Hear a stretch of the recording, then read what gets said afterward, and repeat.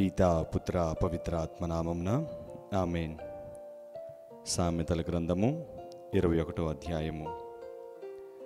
రాజు హృదయము పంట కాలువ వలె ప్రభుని ఆధీనములో ఉండును. దేవుడు దానిని తన ఇష్టం వచ్చినట్లుగా త్రిప్పును. ఎవని కార్యములు వానికి ఉచితంగానే కనిపించవచ్చును, కానీ మనుషుని ఉద్దేశములను పరిశీలించి చూచువాడు ప్రభువు. బలి నర్పించిన దానికంటే కూడా అధికముగా నీతి న్యాయముల వలన ప్రభువు ప్రీతి చెందును. గర్వపు చూపు, అహంకారపు హృదయము దుష్టుల పాపముల వలన. జాగ్రత్తగా ఆలోచించి పని చేసినచో చాలా లాభము కలుగును, త్వరపడినచో ఫలితమబ్బదు. అబద్ధములాడి సొమ్ము చేసుకున్నచో లాభం లేదు. అట్టి పనికి పూనుకున్నవాడు చావు కొరల్లో చిక్కుకొనును. దుష్టులు న్యాయమును పాటింపరు కనుక తమ దౌష్ట్యం వలన తామే నాశనమగుదురు. దుష్టుని మార్గము వక్రముగా ఉండును, సత్పురుషుని పదము రుజువుగా ఉండును. గునిగెడు భార్యతో ఇంటిలో వసించుట కంటే ఇంటి మీద ఒక ప్రక్కన పడి ఉండుట మేలు. దుర్మార్గునికి ఎల్లప్పుడూ చెడు చేయవలెననే కోరిక. అతనికి తోటి నరుడి మీద దయ పుట్టదు. పొగరబోతును శిక్షించినప్పుడు సామాన్యుడికి కూడా బుద్ధి వచ్చును. బుద్ధిమంతుడు ఉపదేశము నుండి జ్ఞానమును ఆర్జించును. దుష్టుల ఇళ్లలో ఏమి జరుగుచున్నదో న్యాయమూర్తి అయిన ప్రభువునకు తెలియను. ఆయన వారిని సర్వనాశనము చేయును. పేదవాని మొర ఆలకింపనివాడు స్వయంగా మొరపెట్టినప్పుడు ఎవరునూ వినరు. కోపపడిన వానికి చాటుగా బహుమతి ఇచ్చినచో ఆ కోపమెల్లా చల్లారును. ఒడిలో నించబడిన కానుక మహాక్రోధమును శాంతింపపరచును. న్యాయము జరిగినప్పుడు సత్పురుషుడు సంతసించును, కాని దుష్టుడు నిరాశ చెందును. వివేక మార్గమును విడనాడువాడు మృతులోకమును చేరుకొనును. సుఖప్రియులు దరిద్రులగుదురు. మద్యమును విశిష్ట భోజనమును కోరుకున్నవాడు సంపన్నుడు కాలేడు. ప్రభు సజ్జనులను వదిలి దుష్టులను శిక్షించును. రుజువర్తలను వదిలి మోసగాండ్రులను దండించును. కోపంతో సనుక్కున్న భార్యతో కాపురము చేయుట కంటే ఎడారిలో వసించుట మేలు. బుద్ధిమంతులు ధనధాన్యములను చేకూర్చుకుందరు. మూర్ఖులు దుబార ఖర్చులతో సొమ్ము వ్యయము చేయుదురు. దయను సత్యమును పాటించు వారికి దీర్ఘాయువు, పరుల మన్ననను, న్యాయమును లభించును. బుద్ధిమంతుడు శత్రు సేనలను రక్షించు నగరములను స్వాధీనం చేసుకొని వారికి ఆశ్రయములైన ఉన్న ప్రాకారములను కోలద్రోయును. నోటిని అదుపులో పెట్టుకునివాడు ఆపదల నుండి తప్పించుకొనును. పొగరబోతునకు గర్వము, తలబిరుసుతనము ఎక్కువ. అతడు మెన్నంటిన అహంకారముతో తిరగాడును. సోమరపోతు కోరికలే వానిని చంపివేయును. అతడు కష్టించి పని చేయుటకు అంగీకరింపడు. దుర్మార్గుడు నిరంతరము దురాశలలో మునిగి తేలుచుండును. సత్పురుషుడు మాత్రము ఉదారముగా ఇచ్చుచుండును. దుష్టుడు అర్పించు బలిని భగవంతుడు అసహించుకొనును. దుష్టవాంఛలతో అర్పించిన దానిని చేదరించుకొనును. కోట సాక్షి కూలిపోవును. సత్యం పలుకు వాని మాటలను జనులను నమ్ముదురు. దుర్మార్గుడు నటన చేసి కాని జనులను నమ్మింపలేడు. సత్పురుషునికి ఆత్మవిశ్వాసం ఉండును. దేవుడు అనుగ్రహించనిచో విజ్ఞానము, వివేకము, హితోపదేశము ఎందునకు కొరకావు. నరుడు గుర్రమును యుద్ధమునకు సిద్ధం చేయవచ్చును కాక విజయమునొసగనిది మాత్రము ప్రభువే. 22వ అధ్యాయము. మహాసంపదల కంటెను మంచి పేరు మిన్న. వెండి బంగారములను అర్జించుట కంటే ప్రజల గౌరవమును బడియుట మేలు. దరిద్రులకు ధనికులకు సామాన్య లక్షణం ఒకటి కలదు. ఆ ఇరువురిని కూడా ప్రభువే సృజించెను. వివేకి ఆపద ముందుగానే పసిగట్టి దాని నుండి తప్పించుకొనును.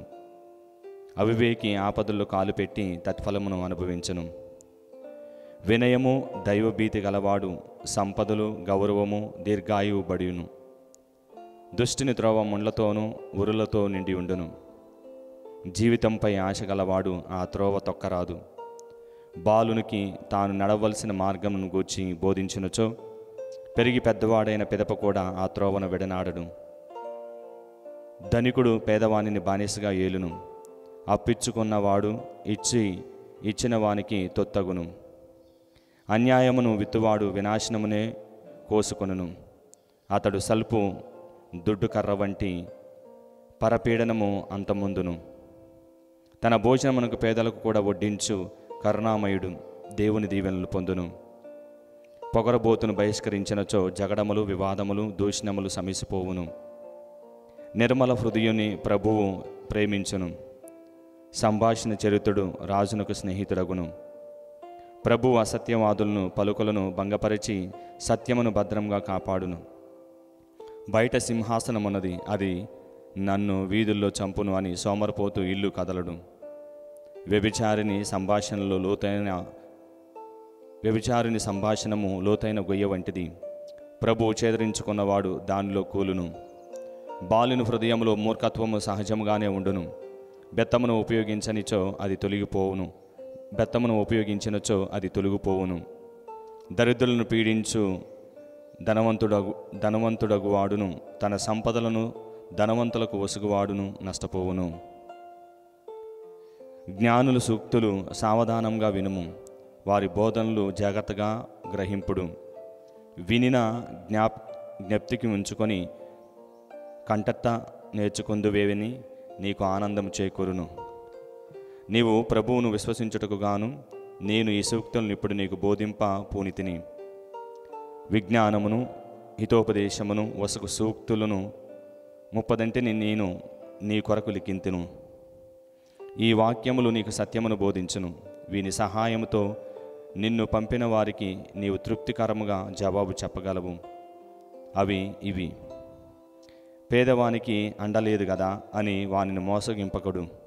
రచ్చబండ వద్ద నిస్సహాయకుడై నిలిచియున్న దరిద్రుని అనగద్రొక్కకుము. ప్రభు పేదలకు కోపం తీసుకొనును, వారిని పీడించు వారిని తాను పీడించును. కోప స్వభావునితో చెలిమి చేయవలదు, ఉగ్ర స్వభావునితో కలిసి తిరగవలదు. అటు చేయుదువేని నువ్వు కూడా వాని అవలక్షణములు అలవర్చుకొని వినాశనం తెచ్చుకుందువు. నీవు ఇతరులకు హామీగా ఉండవలదు, ఇతరులకు బాకీలకు నీవు పూచి పడవలదు. నీవు ఆ రుణములను చెల్లింపజాలవేని రుణకర్తలు నీ పడక మీదకు కూడా కొనిపోయిదురు.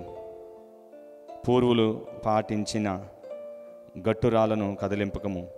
తన పనిని నైపుణ్యంతో చేయువాడు రాజులకు పరిచారకుడే గాని సామాన్య జనులు సేవింపడు. 23వ అధ్యాయము.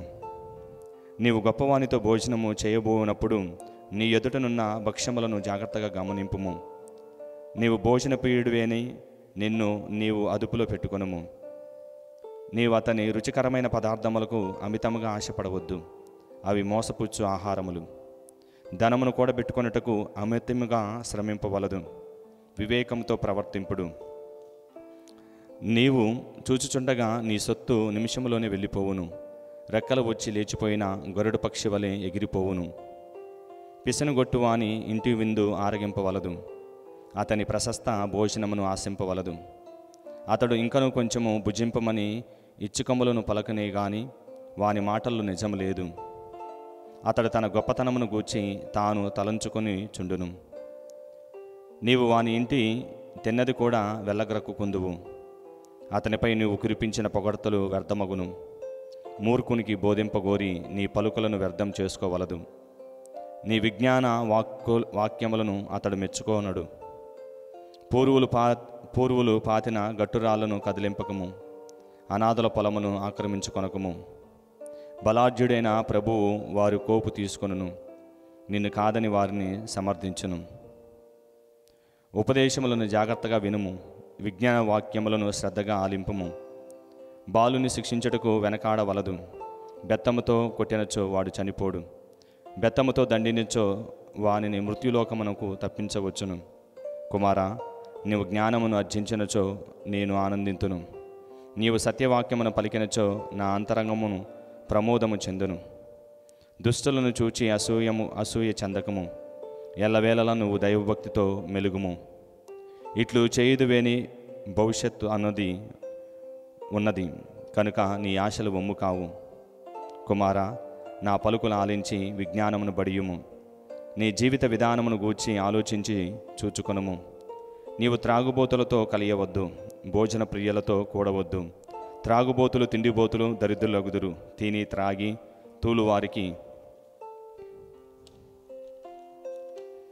చీలికలు పేలికలు తప్పవు. నీకు పుట్టుకనిచ్చిన తండ్రి పలుకుల ఆలింపుము. నీ తల్లి వృద్ధురాలైనప్పుడు ఆమెను ఆదరముతో చూడుము. సత్యము, విజ్ఞానము, వివేకమనేవి ఆదరముతో కొనదగినవి, కానీ చులకన చేసి అమ్మదగినవి కావు. ధర్మాత్ముని కనన్య జనకుడు సంతసించును. జ్ఞానికి పుట్టకనిచ్చిన తండ్రి ప్రమోదం చెందును.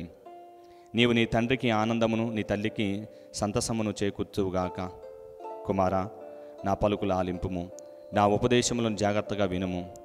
కూలట లోతైన గొయ్యి వంటిది, వ్యభిచారిని బయటికెక్కి రాలేని బావి లాంటిది. ఆమె నీ కొరకు దొంగవలే పొంచి ఉండును. ఆమె వలన మోసపోయిన వారులు అనేకులు గలరు. మందభాగ్యులను, విచారణగ్రస్తులను ఎవరు? తగులాడు వారును, సంతృప్తి లేని వారును ఎవరు? అనవసరంగా దెబ్బలు తినువారెవరు? గురించిన కనులు కలవారెవరు?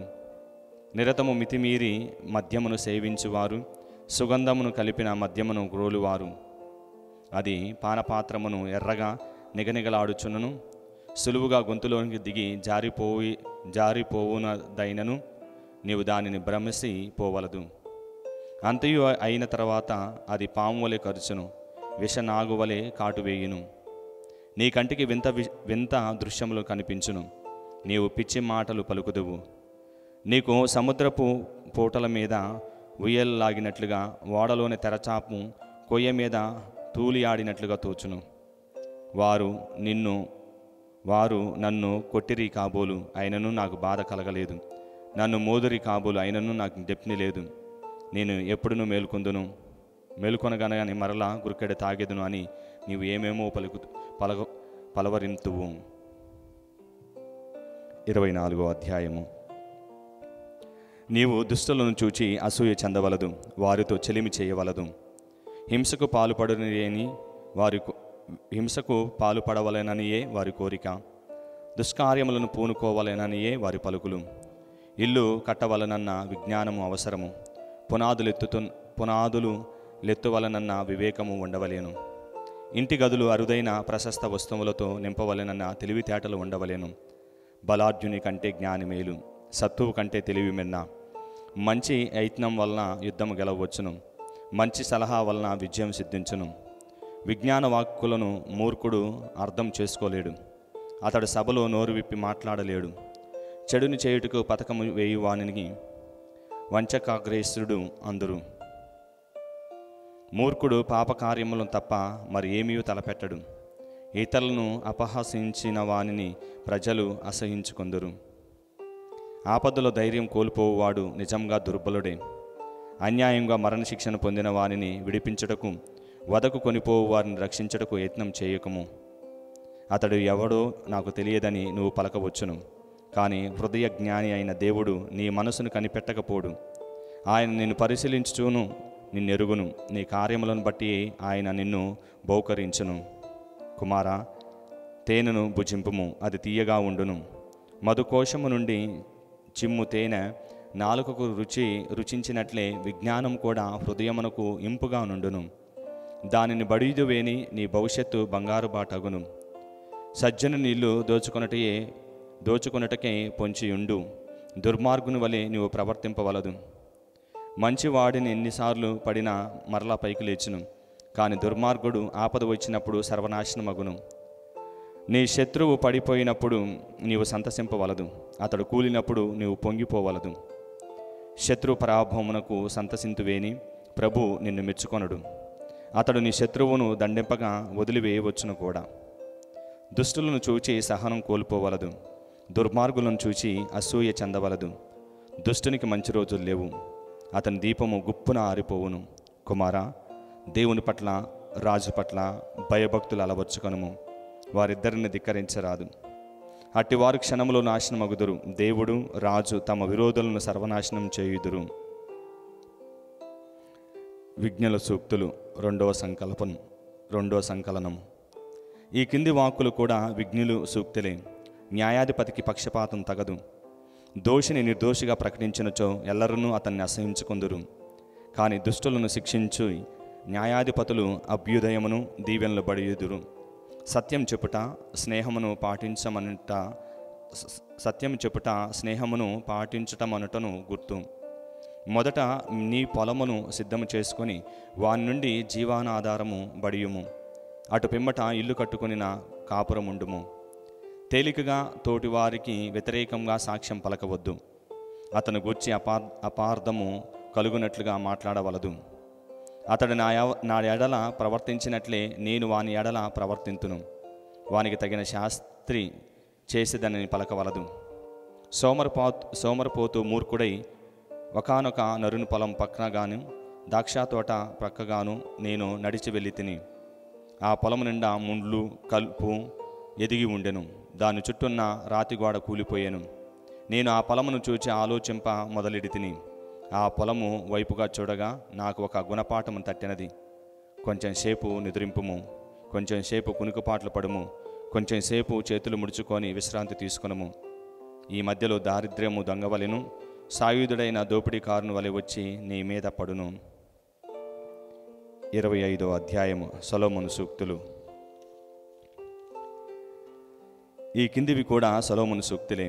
వీనిని యూదారాజగు హిజ్కియా ఆస్థాన పండితులు ఎత్తి రాసినవి. విషయములను మరుగు చేయుట దేవుని మహిమ, సంగతులను శోధించుట రాజుల ఘనత. ఉన్నతమైన ఆకాశం వలె అగాధమైన భూమి వలె రాజుల హృదయములు కూడా ఎరుక సఖ్యము కానివి. వెండి నుండి మస్టు తొలగించినచో అది శుద్ధిని పొంది తలతల్లాడును. రాజు కొలువులో నుండి దుర్మార్గులను తొలగించినచో అతని రాజ్యము ధర్మబద్ధమై వెలియును. రాజు ఎదుట గొప్పవాడిగా కనిపింపవలదు, అధికుని ఎదుట మీ గొప్పలు ప్రదర్శింపవలదు. నీవు ఇటు పైకి రమ్మని పిలిపించుకొనట గౌరవము, కానీ నీ ఆసనమును మరొకనికి ఇమ్మని అనిపించుకొనట అవమానకరము. నీవు నీ కంటితో ఏ కార్యమునైనా చూచినచో త్వరపడి న్యాయస్థానమున అభియోగము తేవలదు. అటు వారెవరైనా సాక్షి నిన్ను ప్రతిఘటించినచో నీవేమి చేయుదువు? నీవును నీ పొరుగువాడును కలహించినచో మీ వాదములను మీరు పరిష్కరించుకోవాలనే కానీ నీవు అతని ఇతర రహస్యములను పొక్కనీయరాదు. లేనిచో రహస్యములను దాచలేని వాడివి లోకులు నిన్ను నిందిద్దురు. ఉపయుక్తంగా పలకబడిన మాట వెండి పల్లెమునకు ఉంచబడిన బంగారు పండ్ల వలె ఉండును. వినయ విధేయతలు గలవారికి పెద్దవారి మందలింపులు బంగారపు ఉంగరము వలెను, శ్రేష్టమైన సువర్ణ ఆభరణముల వలెను విలువైనవి. కోతకాలపు బెట్టులో కురిసిన మంచు వలె నమ్మదగిన దూత తనను పంపిన వారికి ఆహ్లాదం చేకూర్చును. నరుడు వాగ్దానం చేసి వస్తువులను ఇయ్యకుండుట మబ్బు గాలి ఆర్భాటం చేసియు వాన కురియకుండుట వంటిది. శాంతవచనముతో రాజును కూడా ఒప్పించవచ్చును. మృదువైన జివ్వ గట్టి ఎముకను కూడా విరగ్గొట్టును. తేనెను కూడా మితముగా మీరు భుజింపరాదు, భుజించినసో వాంతి అగును. అట్లే పొరుగువారిని ఇంటిని కూడా మాటిమాటికి వెళ్ళరాదు, వెళ్ళనుచో అతనికి విసుగెత్తి నిన్ను చేదరించుకొనును. తోటివారి మీద అబద్ధ సాక్ష్యములను చెప్పువాడు కత్తివలే గదవలే వాడి బాణముల వలె హానికరుడు. ఆపదల్లో నమ్మకూడని వాని మీద ఆధారపడుట పిప్పి పంటుతో నములుట వంటిది, కుంటికాలుతో నడుచుట వంటిది. విచారముగా ఉన్నవాని ఎదుట పాటలు పాడుట వంటిది. చలిగా ఉన్నప్పుడు చొక్కాయినను తీసి వేయుట వంటిది. పుండు మీద కారం చల్లుట వంటిది. నీ శత్రువులు ఆకలిగొని ఉన్నచో అన్నం పెట్టుము, దప్పికొని ఉన్నచో దాహమిమ్ము. అటులు చేసినచో నీవు అతని అవమానమునకు ముంచినట్లగును. ప్రభువు నిన్ను బహుకరించును. ఉత్తరపు గాలి వలన వాన తప్పక వచ్చును, చాడీలు చెప్పుట వలన కోపము తప్పక కలుగును. సనుక్కును భార్యతో కాపురం చేయుట కంటే ఇంటి మిద్దె మీద ఒక ప్రక్కన పడి ఉండటం మేలు. దప్పికొని వానికి చల్లని నీరెట్లో దూరదేశం నుండి వచ్చిన చల్లని కబురట్లా సత్పురుషుడు దుష్టునికి చిక్కి భ్రష్టుడగుట చలము ఎండిపోవుట వంటిది, బావి మలినమగుట వంటిది. తేనెను మితముగా మీరి ఆరగించుట మంచిది కాదు. అధికముగా పొగడ్తను బడియుట కూడా మేలు కాదు. తనను తాను అదుపులో పెట్టుకోలేనివాడు ప్రాకారమును లేకుండా రక్షణ కోల్పోయిన నగరం వంటివాడు. 26వ అధ్యాయము. ఎండాకాలమున మంచును పంటకాలమున వానయు తగినట్లే మూర్ఖునికి గౌరవ మర్యాదలు తగవు. దోషులు కానివారు మీద కురిపించిన శాపవచనములు దాటిపోవు. పిచ్చుకలు వాన కోవెల వలె ఎగిరిపోవునే కాని హాని చేయవు. గుర్రమునకు కొరడ, గాడిదకు కళ్యము, మూర్ఖుని వీపుకు బెత్తము అవసరము. మూర్ఖపు ప్రశ్నలకు జవాబు చెప్పకూడదు. చెప్పినచో మనమును వాని వంటి వార్ల మగుదము. మూర్ఖుడు అడిగే వెర్రి ప్రశ్నలకు వెర్రి జవాబులనే చెప్పవలయను. లేకున్నచో వాడు తాను తెలివైన వాడిననుకొని విర్రవీగును. మూర్ఖును దూతగా పంపువాడు తనకు తానే కాళ్ళు విరగొట్టుకొని విషము గ్రోలినట్లు, కుంటివాడు తన కాళ్ళను వినియోగించుకోలేనట్లు మూఢుడు సుభాషితమును ఉపయోగించుకోలేడు. మూర్ఖుని పొగుడుట ఒడిసెలలో రాతిని గట్టిగా బిగించటం వంటిది. మూర్ఖుని నోట సుభాషితము త్రాగుబోతు చేతికి ముళ్ళు కుచ్చుకున్నట్లుగా. మూర్ఖుని వినియోగించుకొని యజమానుడు దారిన పోవు వారినెల్లా బాణములతో కొట్టు విల్లు కాని వంటివాడు. కుక్క తాను కక్కిన కూటివలే మూర్ఖుడు తన మూర్ఖపు పనులకు మరలును. నేను తెలివిగలవాడును అనుకొని వానికంటే తిక్కలవాడు మెరుగు. సోమరిపోతు దారిలో సింహం ఉన్నది, వీధుల్లో సింహం ఉన్నది అని పలుకును. తలుపు తన బంధువుల మీద తిరిగినట్లే సోమరిపోతును పడక మీదను దొర్లును. సోమరిపోతు కంచములో చేయి పెట్టును, కానీ అన్నము నెత్తి నోట పెట్టుకొనుటకు కష్టమనుకొనును. సహేతుకముగా జవాబు చెప్పు జ్ఞానులు 7 కంటే సోమరిపోతు తాను అధికుడు అనుకొను. ఇతరుల తగువులో తలదూర్చుట దారిన పోవు కుక్క చెవులకు పట్టుకొనట వంటిది. పొరుగువానిని మోసగించి నవ్వులాటకు అటులా చేసి తినవిలేని అనేటివాడు మరణప్రదమైన బాణములను నిప్పు కొరువులను విసిరెడి పిచ్చివానితో సమానము. కట్టెలు లేనిచో మంటలారిపోవును, కొండెగాడు లేనిచో కలహములు అంతరించును. నిప్పులకు బొగ్గులు, మంటలకు కట్టెలు, జగడములకు కలహప్రియుడు అవసరము. కొండెగాని పలుకులు రుచికరమైన పదార్థముల వలె శ్రోతలకు సులువుగా మృంగుపడును. దుష్ట హృదయుని పెదవులు రంగు పూసిన మట్టి కొండవలే బయటికి నిగనిగలాడును. కపటాత్ముడు తన హృదయములోని ద్వేషమును ఇచ్చకపు మాటలతో కప్పివేయును. అట్టి వాని మాటలు సొంపుగా ఉన్నవను వానిని నమ్మకూడదు. అతడి ఎదలో దుష్టత్వము కూడుగట్టుకొని ఉండును. అతడు తన ద్వేషమును మోసముతో కప్పి పుచ్చవచ్చునుగాక. వాని దుష్కార్యములను మాత్రం ఎల్లరును గ్రహింతరు. ఎవడు త్రోవిన గోతుల వాడే పడును, ఎవడు దొర్లించిన రాయి వాని మీదనే దొర్లును. ఎవనికి కలలు చెప్పుదేమేమో వాని ద్వేషించినట్లు ముఖశుతి మాటలు వినాశనమునే తెచ్చిపెట్టును. ఈరోజుతో 26వ అధ్యాయము పూర్తవుతుంది. పిత పుత్ర పవిత్ర ఆత్మనామమున ఆమేన్.